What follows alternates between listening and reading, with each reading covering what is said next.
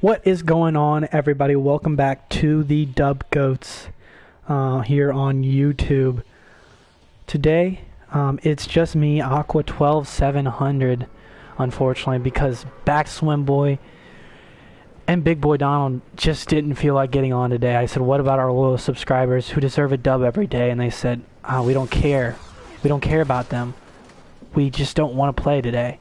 And I said, well, our loyal subscribers deserve a dub, so that's what I'm here to deliver you. I guarantee a dub in this game for you guys. So earlier today, the final rounds of the NFL draft concluded. As you can see by my skin, I'm a big Bengals fan, and I'm super excited about them picking Joe Burrow in this draft. He is definitely going to help out the Bengals this upcoming season. Let's see. I think I hear a guy gliding. Oh, he is gone. But yeah, I was hoping today to talk a little bit about the Bengals and Joe Burrow. Maybe get to back Someboy's favorite team, the Steelers. Maybe get to our division rivals. But I first really just wanted to talk about the Bengals draft, what I thought of it, what I thought they could have done better, what they did great, everything like that, and maybe even giving them a grade. I don't know if I'm quite ready to do that yet, but yeah, I just want to talk about the Bengals draft. I just want to really talk about the draft in general. It's just fresh on my mind, and it just gives us something to talk about during this guaranteed dub. So I'm gonna go over here and get this chest. Got a pistol and a med kit, but yeah, as I was saying earlier, I'm really excited that the Bengals got Joe Burrow. He is gonna provide much improved play over Andy Dalton, the quarterback last year, and any improvement in play over the quarterback position can translate to maybe even a full win, more than what they got last year. I mean, Andy Dalton pretty much is the replacement level quarterback, so if Joe Burrow can be a one-win above replacement player, a gold rocket launch right there, guys. But yeah, if Joe Burrow can be a one-win above replacement player, wow, that's some big stuff for a rookie. For those who don't understand wins above replacement metrics,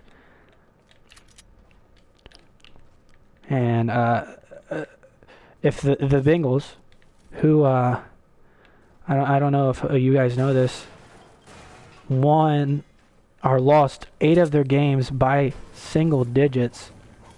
If they win a few more of those games and win some extras with Joe Burrow, they could very well be in the playoffs this year. That's just glass empty view by a big Bengals fan, so take it with a grain of salt, of course. But yeah, super excited about Joe Burrow, what he can bring to the table, and what he can bring to Cincinnati. But the rest of their draft I thought was very good as well. They badly needed a coverage linebacker, and they got 3 of the best in the draft. In the 3rd round, they got Logan Wilson. 4th, Akeem Davis-Gaither. And in the 7th, they finished up with Marcus Bailey. All 3 of these players could see a significant playing time this season, as the Bengals badly need linebackers who can cover, and Logan Wilson did a great job of that at Wyoming, and that's why they got him in the 3rd. He in fact had 10 interceptions from the linebacker position at Wyoming, which is just ridiculous. But Davis-Gaither also can provide great coverage. I think if he would have been able to test at the combine, he would have gone much earlier. He's very athletic looking on tape, but just didn't have his chance to run and test at the combine. Man, I want to go over here to the rig and get TNTina's bow. I think I might risk the storm.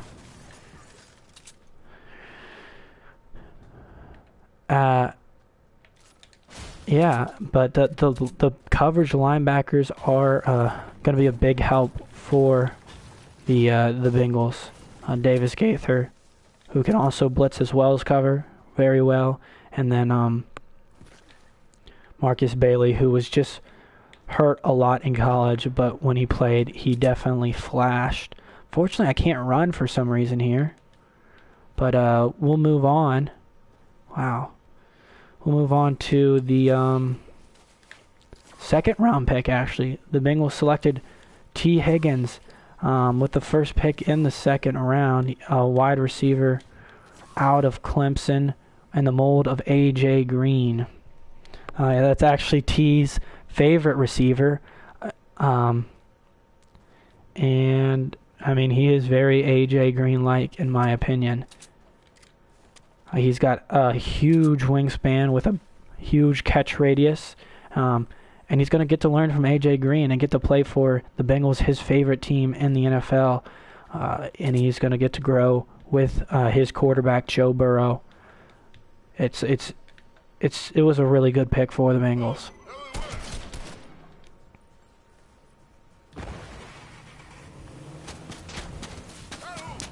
Of course.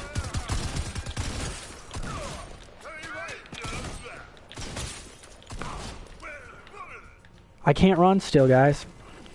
Here's a big chest and a scar. Very nice. And some crash pads. What do you guys think?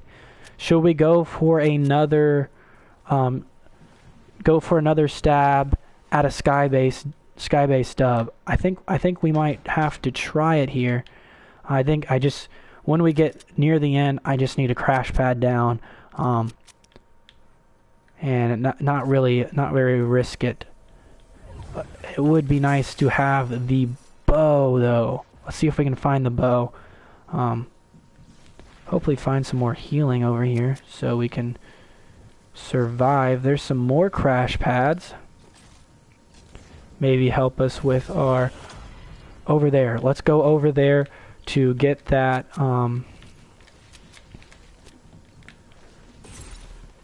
Get that bandage bazooka. That will definitely help us out from surviving in the storm. Let's take this med kit.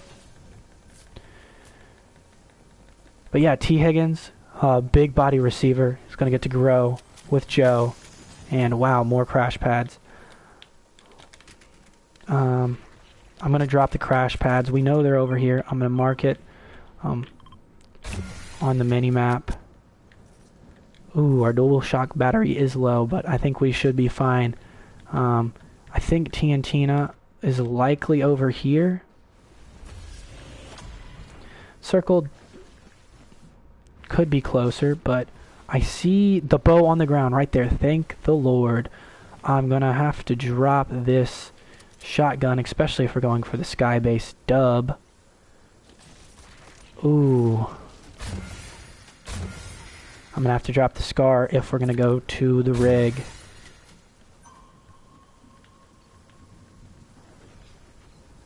The rig vault, that is. We may have to get in close to the circle before we start to build up. Oh, that next circle is extremely far.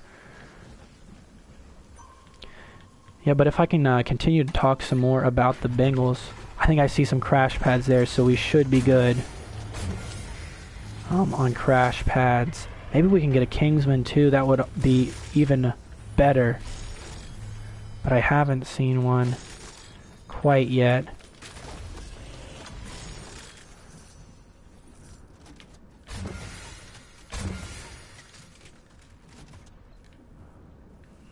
Let me take this big pot.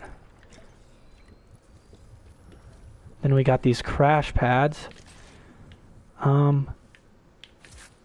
think that's what we're going to roll with, guys. Let's get out of here.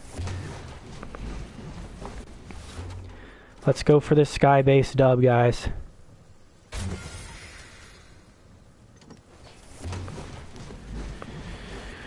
But let me finish talking about the Bengals draft a little bit more.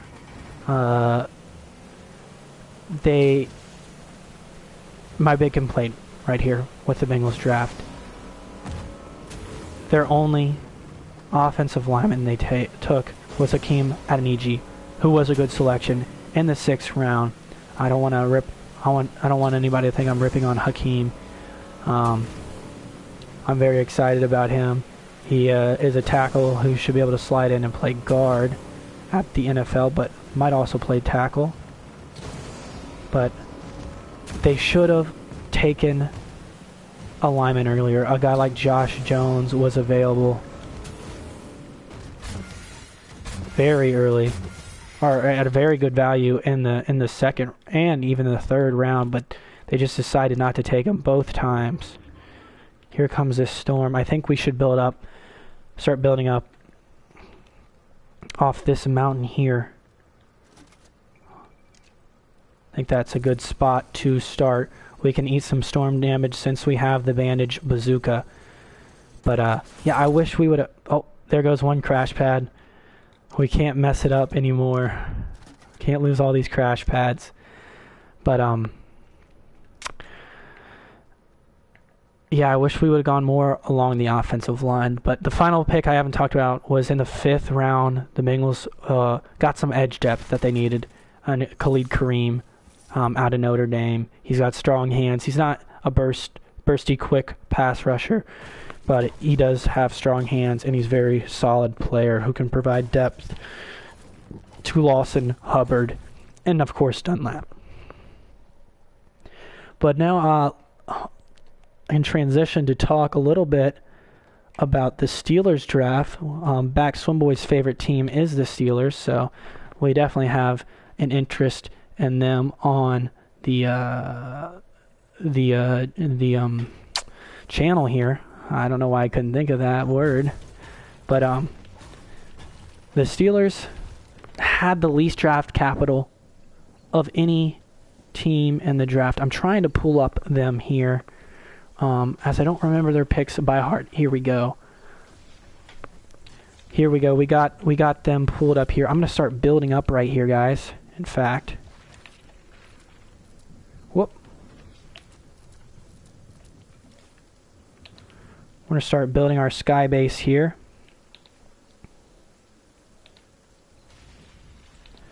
And if we don't get the crash pad in time, we can try with the launch pad strap, but right before we hit the ground. We're going to start to tick for 2. So I'm going to try and go over this way some. We need to stop and bandage up.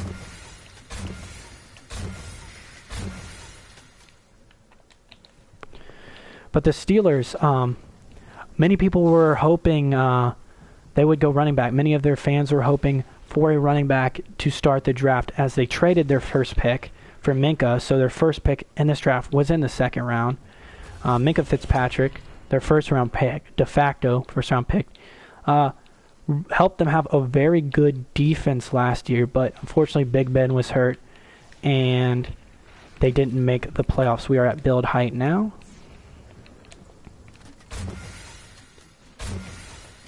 Let's start to build over to the circle. We got 33 seconds to make it in. But right here is my biggest complaint with the Steelers draft, is that they didn't get a quarterback. Mason Rudolph and Duck Hodges, I couldn't even remember his name, clearly did not provide the depth that they or the backup ability to be able to win when Big Ben is out. So I think, in my opinion, they should have taken a quarterback in this draft, and Jalen Hurts was available at their 2nd round pick. Would have been an excellent selection and could have taken over when Big Ben retired. But instead they went receiver, so at least they didn't go running back. They went receiver, which is much more valuable. Unfortunately, this circle looks like it's in the mountains, so we will be really a lot closer to the ground than what a SkyBase in another circle would be. Try and heal up some more here. But they went receiver, but it was the wrong receiver. It wasn't a very good value in my opinion. Claypool could end up being a good player, but it wasn't a good value in that they could have gotten him later in the draft. They could have traded back 10 picks, 12 picks, and still gotten Claypool in my opinion. But if they wanted to pick a receiver at their position, they had a much better one on the board in Denzel Mims. But Claypool could be a very good receiver. So I don't want to say that he's not going to be good in the NFL, as he definitely has some traits that could translate. He has good straight line speed, but he might not be. He was not a good value really at that selection. So I think we're back into the circle here, and we can finish up talking about the Steelers. Oh, I'm not in the circle. In the third round, they didn't have their main third-round pick, but they had a compensatory pick. We're at 6 left, so if I see some picks here that I can get, I will take them. But they took Alex Highsmith in the compensatory section of the third round, an edge rusher who, according to the coaching staff, will play special teams. And I feel like that guy's looking at me. Will play special teams and back up Bud Dupree and TJ Watt this year, so a little early for a special teams play in my opinion. But in the fourth, they finally went running back, and they got a good value in Anthony McFarland, who has good burst, good speed as a running back.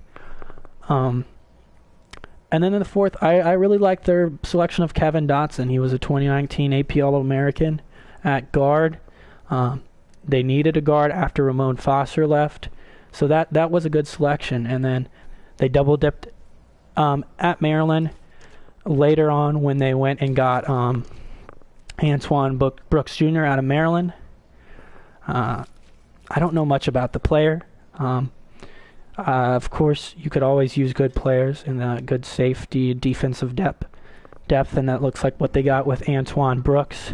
And then finally, Carlos Davis, an athlete, lettered in track and field at Nebraska as well as football, could provide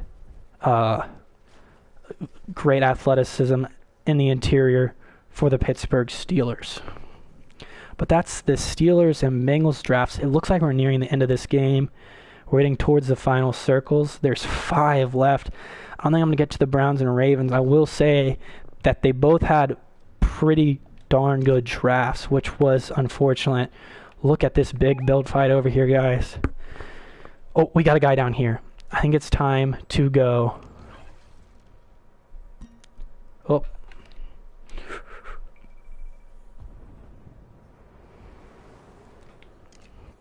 We threw one of our crash pads down, guys. We only have 1 crash pad left. Oh, I didn't even see the circle.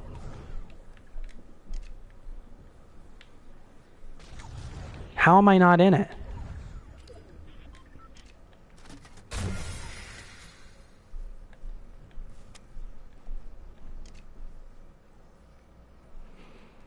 We have 5 left still, guys. 1 is right below me. I don't want to shoot a rocket straight down at him, though. You know? We are running low on metal. We just have 300 metal left. I am very, very close to the next circle, though. So, I think we should be able to make this. There's only 3 players left, guys. This is a dub for you guys right here. I guarantee it. Oh, here he comes. I think he's wondering where that came from. Hit him for 75.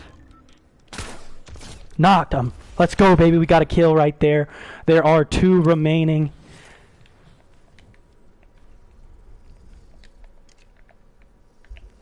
It looks like I'm in the circle. I should be in the circle. This guy is gliding over.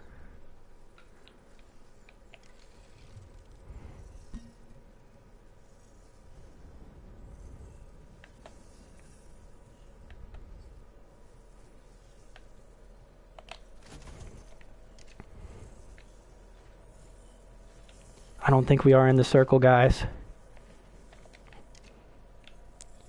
We have 2 others left. I know one is right there. I see another one right below me, ladies and gentlemen. I don't want to walk off the edge here.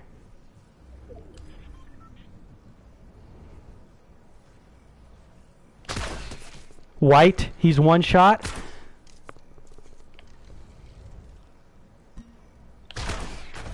That was the win for you guys with a SkyBase dub. I guaranteed it and I delivered, ladies and gentlemen.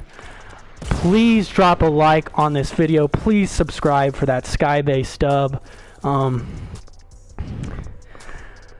We'll see you guys next time. Hopefully, Backswim Boy and Big Boy Donald are on. But I'm excited for this upcoming season with the Bengals. I'm excited for them to beat the Steelers. So I guaranteed the dub. You guys got it. See you guys later.